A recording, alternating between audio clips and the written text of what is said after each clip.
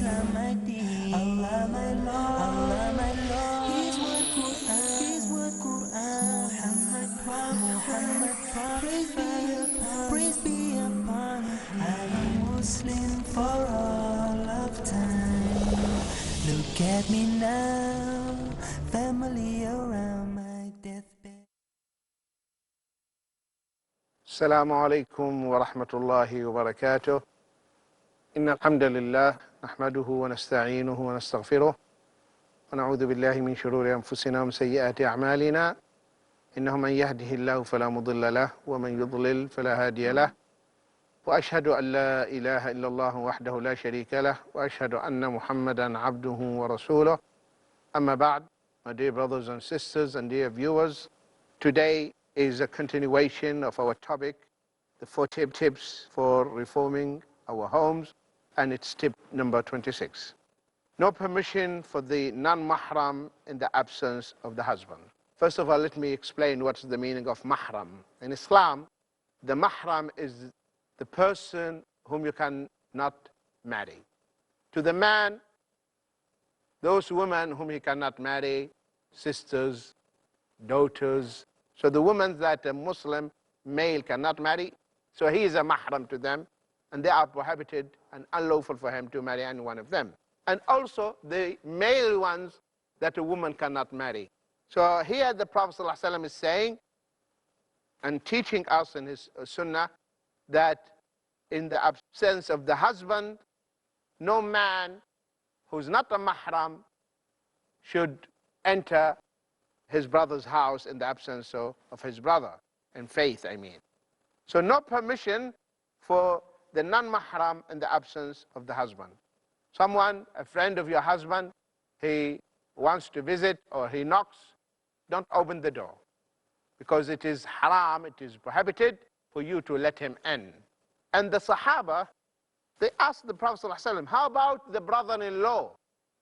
See, the brother of the husband, in the absence of his brother, can he go and see the children of his brother and enter his brother's house in his brother's absence?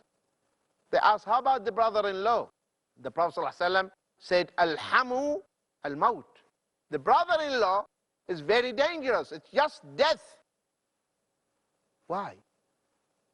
Because there is here probability, there is a possibility for something evil to take place. Maybe he's more handsome than his brother. And you know, the devil is a crafty guy. So, because first of all, no one will suspect, oh, he's the uncle of the children, so he's visiting his brother's family, and they sit together, and they talk, and they chat, and the door for evil is open. So Islam said no, because the one who created us, he knows our deficiencies, weaknesses, shortcomings, he knows that. And the Prophet ﷺ said, when a man and a woman are alone, the third person will be the devil. A woman is only thinking about him, he's good looking and this, and he is also thinking in the negative way about her. So that's why Islam blocks any avenue, any possibility, any way that might lead to evil. And one of the rules in the Sharia of Islam, the Islamic law, whatever leads to something evil, something bad, it is prohibited. What leads to the evil is evil itself. So no permission for the non-mahrams in the absence of the husband. So sisters, take this into consideration. If your husband is away, don't open the door for anyone who's not your mahram. Tip number 26, sex segregation when visited by close relatives. See, in Islam, when there is no room for the free mixing between the two sexes, males and females, because we know, let us face it, men and women together, what happens? Evil. No one can ignore this. So Islam said, yes, we visit each other, but there is a segregation. There is privacy. So my relatives, they come with their families, men and women. The men, they sit in area. The women, they sit in another area. Everyone has his own privacy. We chat as men and we feel free as men, also the sisters, the women, they talk to each other and they feel free. So Islam gives that. But if we are together, sitting and talking and cracking jokes and laughing, and he is laughing at me and I'm laughing at her, and she is smiling, I'm smiling, and maybe she is more beautiful than my wife, or maybe I am more handsome than her husband, and then when that gathering is over and the couples, they leave, they reach home, troubles have started at home. I was watching you, you were talking to her, you were smiling, I have also seen you, and the problems start at home. So Islam says no need for this. We should have peaceful life and peaceful togetherness. So when we get together and see each other, everyone is separate. And that's the fruit. So maintain that in your home.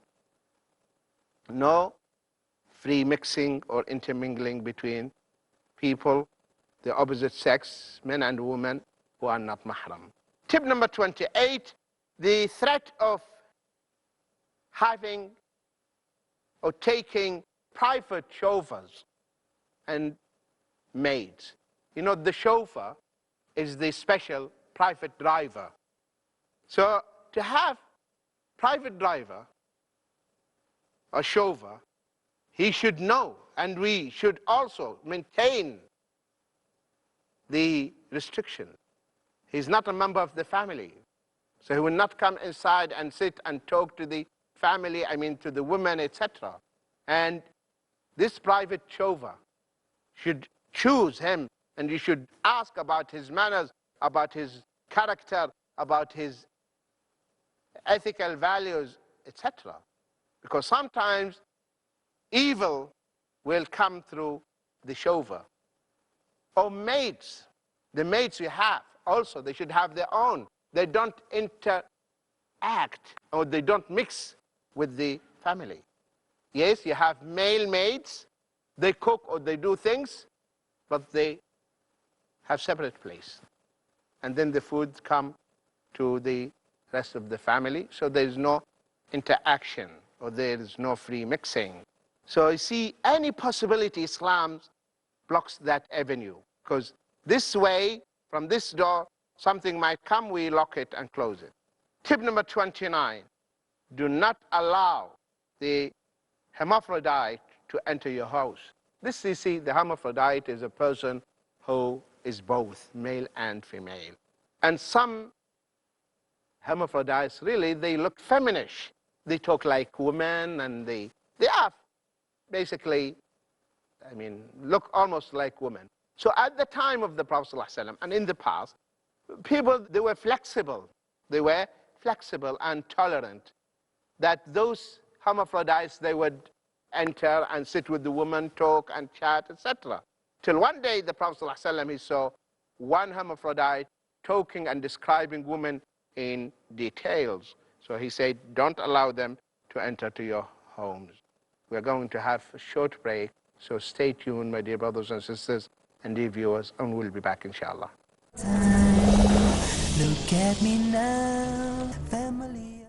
Assalamu alaikum wa rahmatullahi wa barakatuh. Welcome back, my dear brothers and sisters and dear viewers. The threat of having or taking private chauffeurs and maids. You know, the chauffeur is the special private driver. So to have private driver or chauffeur, he should know, and we should also maintain the restriction. He's not a member of the family. So he will not come inside and sit and talk to the family, I mean to the women, etc. And this private chauffeur should choose him, and you should ask about his manners, about his character, about his ethical values, etc. Because sometimes evil will come through the chauffeur. Or maids, the maids you have, also they should have their own. They don't interact or they don't mix with the family. Yes, you have male maids, they cook or they do things, but they have separate place. And then the food come to the rest of the family, so there is no interaction or there is no free mixing. So you see, any possibility Islam blocks that avenue, because this way, from this door, something might come, we lock it and close it. Tip number 29, do not allow the hermaphrodite to enter your house. This, you see, the hermaphrodite is a person who is both male and female. And some hermaphrodites, really, they look feminish.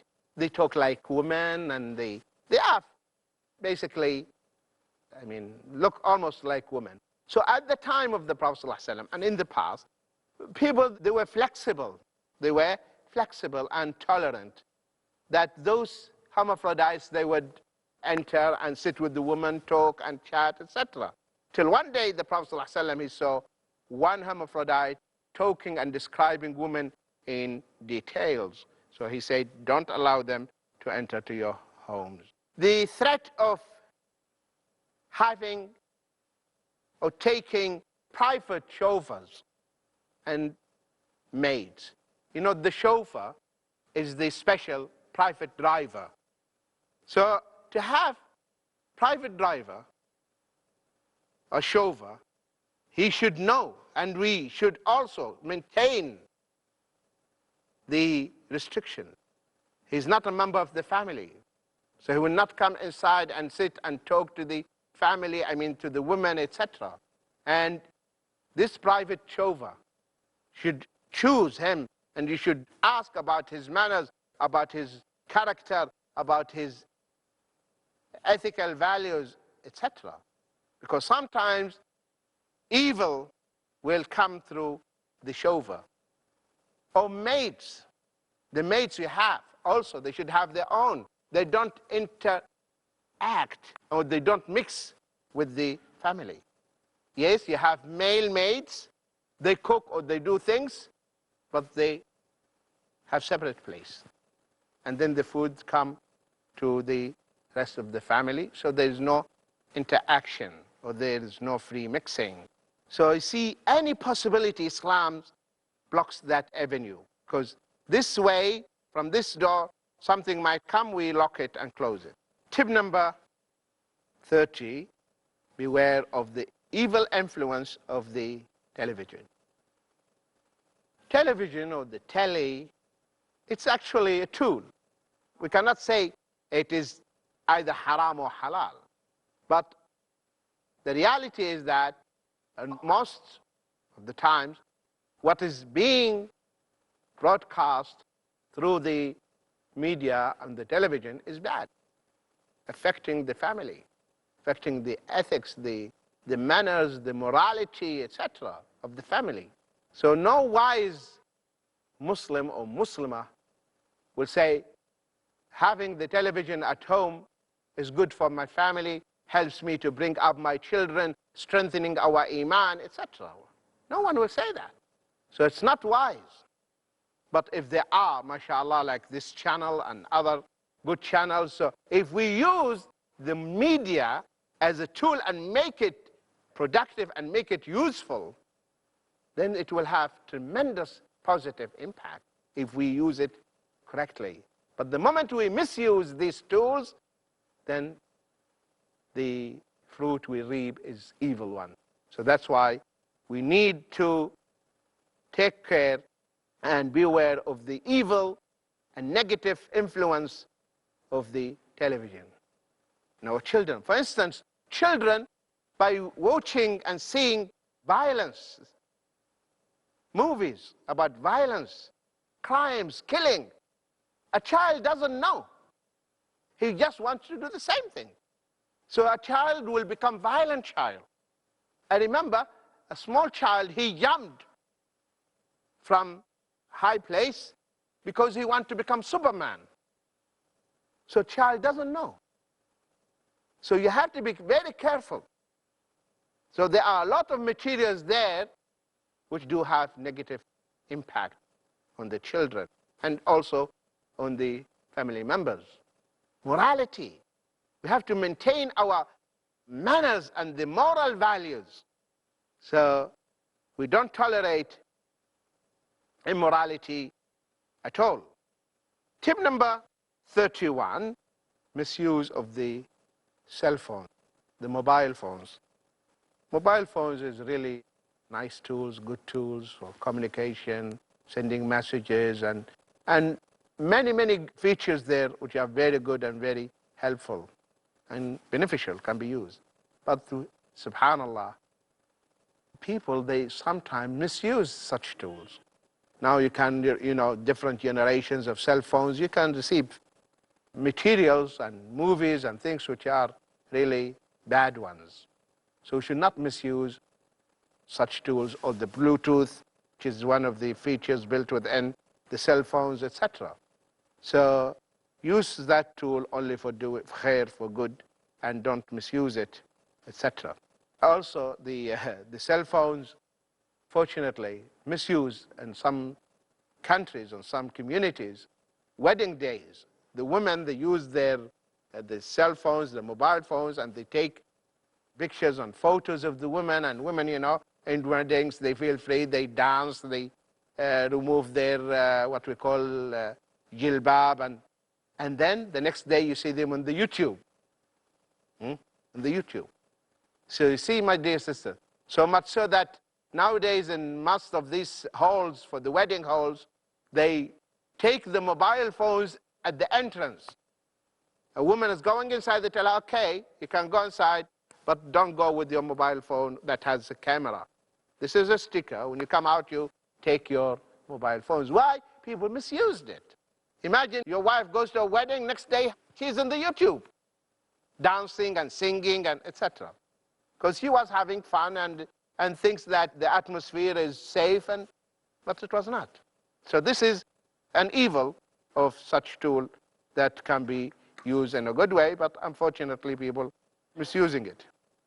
Tip number 33, pictures of living beings are not hung on the wall. Don't keep pictures of living things, animals, human beings, birds on your wall and decorate your house with them. You can have pictures of natural seas, forests, that's okay. But pictures of living things, it's totally prohibited in Islam, it's haram. And the angels of mercy will not enter your house. And imagine the angels of mercy, they don't enter your house. Who will be there instead? The shayateen. Because if the angels of mercy are inside your house, they will be praying for you, making dua, supplicate. So your house will be shining. The khair, the good, will be emanating from that house. So the angels of mercy, they don't enter any house that has pictures. Tip number 34, no permission for smoking inside. You put a sign, no smoking. Your guests, they come to your house, they read the sign, smoking is restricted, non-smoking area. Not that we go and buy the ashtrays, we buy ashtrays for the guests. So we are telling them, giving them the green light, you can smoke. And ask the doctors, the impact and the effect of the smoking upon the non-smoking person. I'm not smoking, but because someone is smoking, it is affecting and harming my health. So you are blowing these poisons, the fumes in the house. And the bad smell, when the guests, they leave, there is bad smell in the house. And the children, it affects the children, the little ones. And they learn the bad habits. They think it is good to have the cigarette. You find your little child opens, if you smoke, in your absence, he will go and take the cigarette and light it. Because he wants to be like his dad. So no smoking at home. And even today in the countries, they make it a law. In public places, no smoking. You want to smoke, go outside. Because they realize the effect of smoking. No dogs inside one's home, as mentioned in the hadith of the Prophet ﷺ.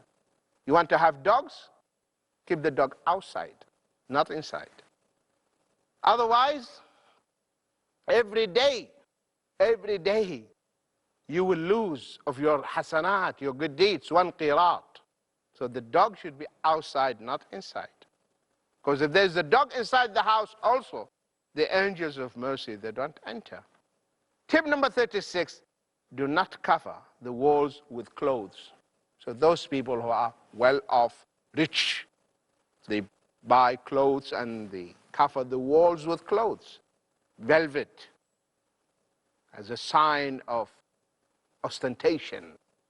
That is a sign of israf, a sign of extravagance. And Allah tells us that those who are extravagant, mubaddirin, they are the brothers of the devils, the brothers of the shayateen. So we don't clothe the walls with clothes and cover them with clothes. Tip number 37, choose good location for your house and beautiful designs. See, Islam goes to the details because, as we said, it is a code of life. It is meant to make you have happy life. And the Prophet ﷺ, he said, 3 things will bring you happiness. And he said one of them is the spacious house. Spacious house. So you choose good location for your house. Before building the house, you look for a nice place, nice location, and also good design, beautiful design, so that everyone feels comfortable at home, because we want to make our homes paradise on earth. Tip number 38, check your neighbor before building your home, because your neighbor he will be the closest person to you. He's next door. So I should know who are my neighbors. I want to build a house, but if the neighbors, they are not good people, bad neighbors, I should not choose that location. It's a bad location. So think about your neighbors. So you check your neighbors before building your own home, because the neighbor has rights over you, and you have to be nice to them, and you expect them also to be kind to you, and also you should not have then later on troubles with them. Tip number 39, it is the spacious home, as the Prophet ﷺ said, which is a cause of happiness. You have a large house, spacious one, that brings happiness by the grace of Allah. And may Allah, the most important thing is to save us from the blazing fire in the next life, and may Allah grant us Jannat al-Na'im instead, and may Allah raise us up in the company of our beloved Prophet Muhammad sallallahu alaihi wasallam. Ameen. Ameen. Assalamu alaikum wa rahmatullahi wa barakatuh. I am a Muslim, Islam my deen, Allah my Lord, His word Quran, Muhammad Prophet, praise be upon Him. I'm a Muslim for all of time. Look at me now, family around my deathbed. I know not when Allah will call me home. The life I led, oh what a blessed thing. As death comes to me, these words I will sing.